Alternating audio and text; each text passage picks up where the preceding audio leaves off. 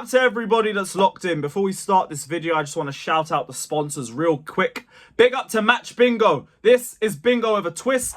Instead of numbers, you have fouls, goals, offsides, and other moments on the pitch that you're trying to predict as the game goes on. Games are capped at £2, so you don't have to worry about being responsible. They also offer free games if you just want to try it out, and 35% of all profits they make go to the Stroke Association. So guys, we're already involved. Come join in with the fun with us, because there's not really a lot of other fun in football for us. So yeah, join us. Click the link in the description, download the app right now, and we'll see you over there. Up the Chelsea. Yes, guys, welcome back to Chelsea Fan TV. Welcome back to another episode of 5 Things We Learnt. Just off the high of the Manchester United win, we go straight back to this low. I was going to call it a loss.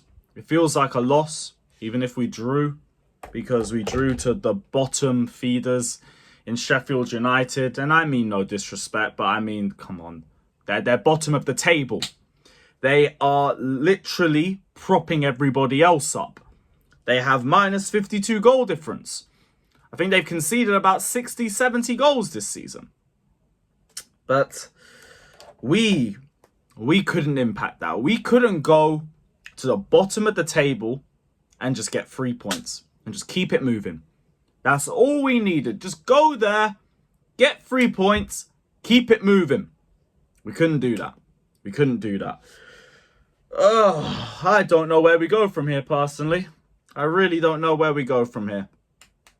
First point I want to say is that I have officially given up for this season. I've given up. Just waiting for Man City to put us out of our misery in the cup semi-final.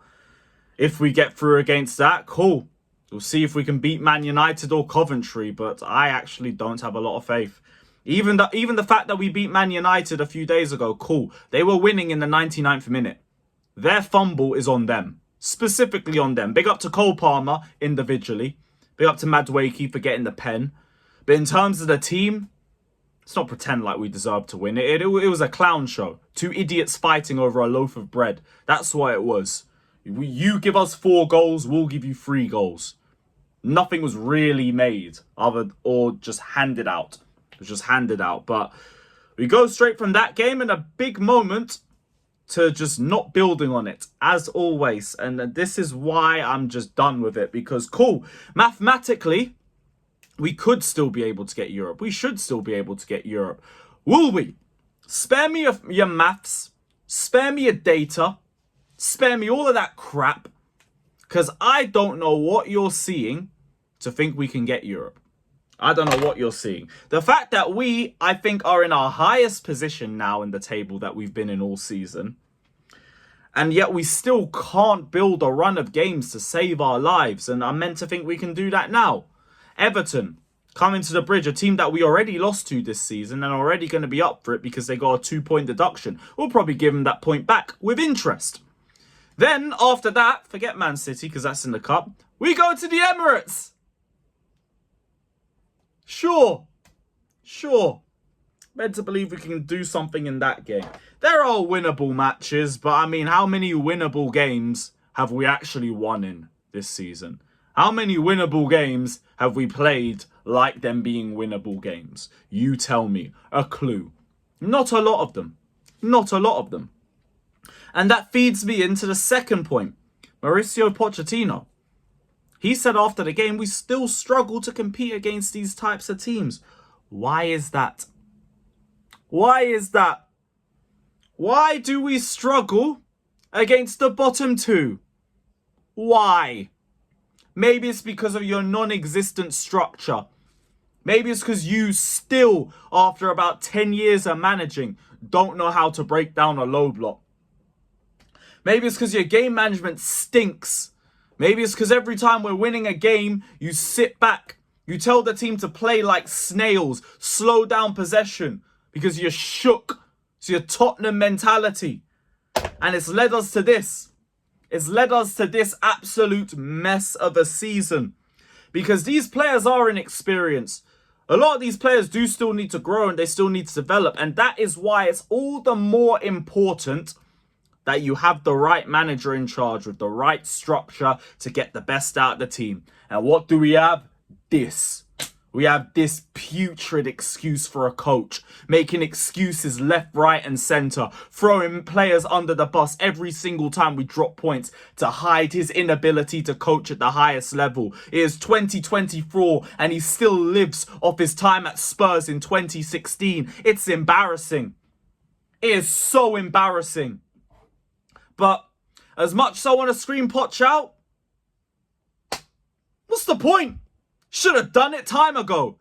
If you did it a few months ago, we would be sitting in the top 6, top 7 right now, probably with a Carabao Cup in the back. Now what do we have? Nothing. Except vibes. Well, whatever horrific vibes this is. But that also leads me to the next point. Directors. The directors.